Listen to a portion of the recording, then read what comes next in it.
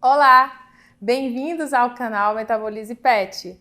O meu nome é Gabriela Souza, eu sou médica veterinária com especialização em endocrinologia, metabologia e clínica geral de cães e gatos. Aqui nesse cantinho você vai encontrar informações confiáveis que vão te ajudar a manter saúde e qualidade de vida dos seus pets. Então vem comigo!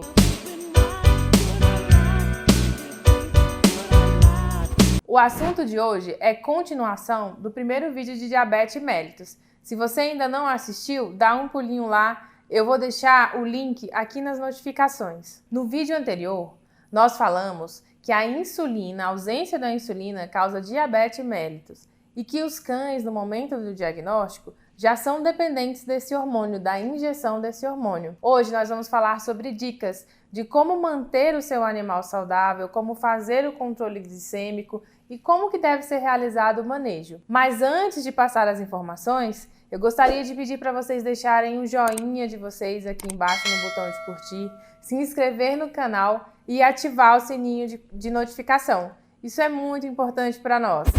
A maioria dos tutores fica chocado quando eu digo que eles vão ter que dar injeções nos pacientes, nos cachorrinhos deles, 2 vezes ao dia para o resto da vida. Isso é a reposição hormonal. E de fato, parece assustador, mas vocês vão ver que com o passar do tempo, isso tudo vai ficar muito fácil e vocês vão tirar de letra, prometo. Mas antes de falar das injeções e como vocês devem fazer, eu preciso dar algumas informações. Dentre elas, as mais importantes são que o objetivo do tratamento de um cão que está com diabetes mellitus não é manter um nível aceitável de açúcar no sangue. Uai, como assim? Não é estranho, né? Verdade, o meu paciente não é um número. O ideal para cães é que a glicemia fique em torno de 100 a 250.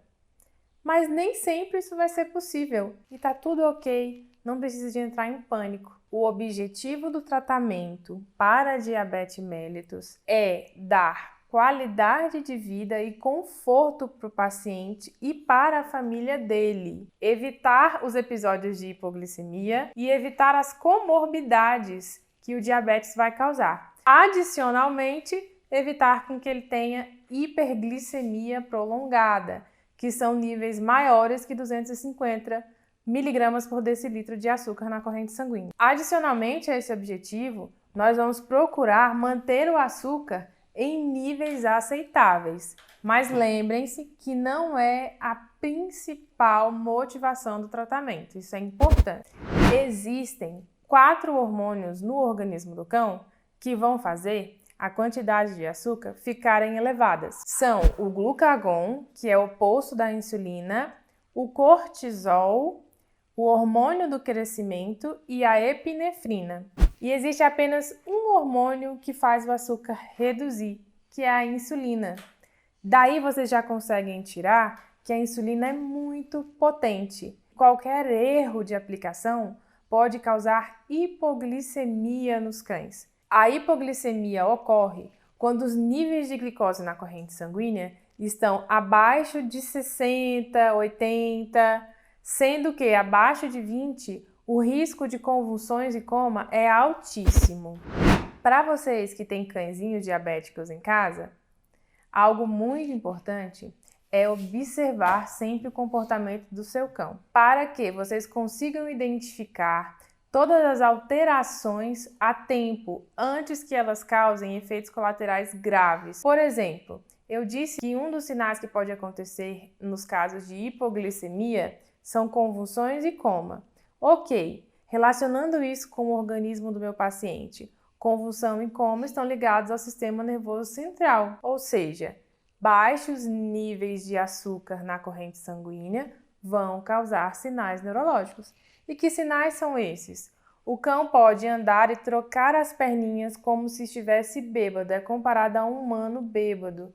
Fica letárgico, não responde a comandos, o olhar pode ficar vidrado ou ele pode querer dormir, como se estivesse cansado o tempo inteiro. Além desses sinais clínicos, ele pode apresentar um nervosismo, porque não tem açúcar na corrente sanguínea, aqueles hormônios que são ditos contrarreguladores, que é o glucagon, o cortisol, a epinefrina, começam a agir na intenção de fazer com que haja substrato energético na corrente sanguínea. Eles vão quebrar, por exemplo, gordura e músculo para fazer energia. Principalmente o excesso de epinefrina na corrente sanguínea vai causar sinais de nervosismo no cachorro. Então ele pode ficar impaciente, cavar o chão, querer morder. Isso é comum em casos hipoglicêmicos. E além desse nervosismo, pode ocorrer também alguns tremores.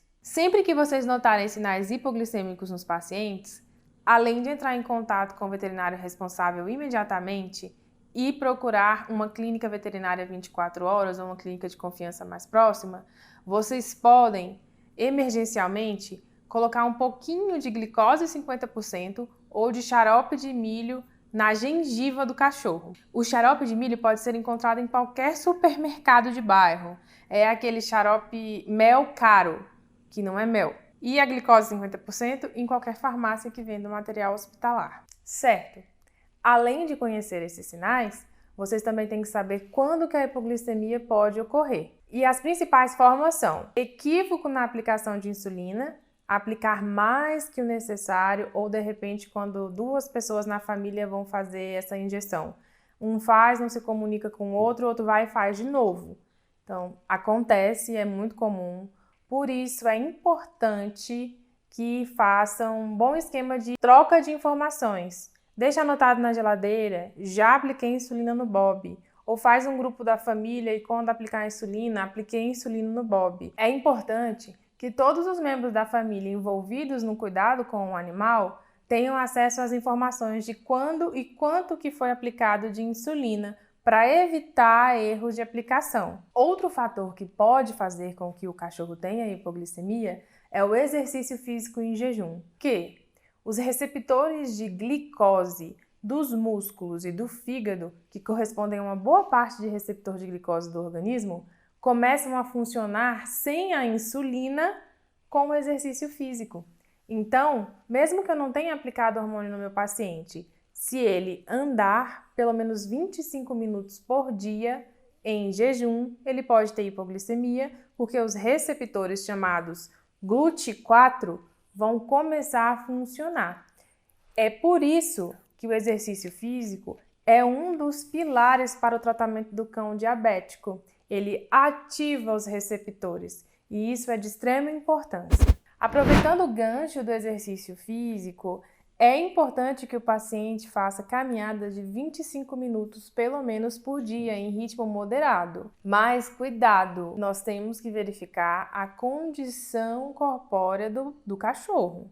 Se ele é um bichinho sedentário que não está acostumado a fazer exercício físico com regularidade, vocês vão começar de forma lenta e gradual. Vocês têm que ficar atentos aos sinais que o paciente vai mostrar. Se ele quiser parar nesse início, pare, espere ele respirar, leve água para ele beber. Não exceda o limite que ele estabelecer. Na segunda semana, 15 minutinhos, na terceira, 20 minutinhos. E sempre prestando atenção, se é um cachorro, por exemplo, que tem uma cardiopatia, antes de fazer esses exercícios físicos, procurem um cardiologista. Veja se de fato ele pode caminhar. Se é um paciente que tem comorbidades ortopédicas, por exemplo, um labrador ou um golden com displasia coxofemoral, vá devagarzinho, procure, por exemplo, clínicas que ofereçam atividades aquáticas ou pet shops que ofereçam atividades aquáticas. Isso vai ajudar bastante a não provocar outras comorbidades no cachorro. É comum que o veterinário vá soltando informações devagarzinho. Um dia começa com a insulina, outro dia com exercício, outro dia com a alimentação, outro dia veja as comorbidades. Porque a diabetes mellitus, o tratamento de diabetes, mesmo em humanos, tem um alto impacto psicológico, porque requer mudanças bruscas em rotina, em alimentação. Então, é natural que tudo ocorra de forma lenta, não tão lenta, mas de maneira que a família comece a se habituar a essas mudanças. Com isso, eu quero dizer para vocês que, descobriu que o meu cachorrinho está diabético ontem, ele vai ficar bom amanhã, eu vou conseguir controlar essa curva glicêmica, o nível de açúcar no sangue dele? Não, às vezes demora, no mínimo 7 dias para começar a ver resultados efetivos de controle glicêmico e de redução dos sinais clínicos. Sobre a alimentação, nós podemos adotar 2 tipos de manejo, ou a alimentação natural, que tem que ser prescrita por nutricionista veterinário competente, ou as dietas comerciais, mas que são próprias para cães diabéticos. Existe uma diversidade enorme de rações. Eu vou deixar as opções que eu conheço, que eu tenho experiência aqui na caixinha de descrição embaixo do vídeo. A quantidade de refeição depende de como o animal se comportava antes de ficar doente e qual insulina que vai ser utilizada. Então, nesse vídeo, eu não tenho como dizer 2 refeições, 3 ou 4 refeições. Quem vai orientá-los a respeito desse assunto é o veterinário responsável pelo tratamento do pet. Sobre os petiscos, esses têm que ser cortados da alimentação.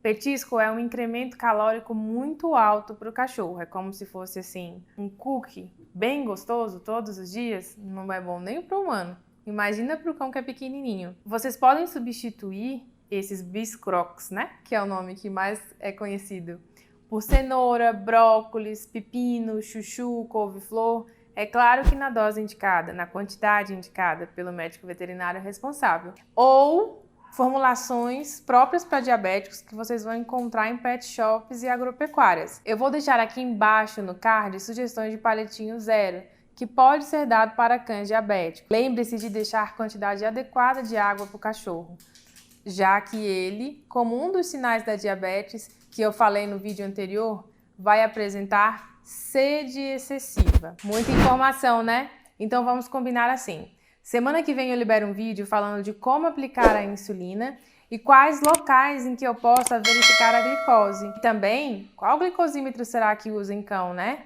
E existe alguma possibilidade de fazer a glicemia sem furar o paciente? Seria perfeito, não é mesmo? Aguardo vocês. Até mais!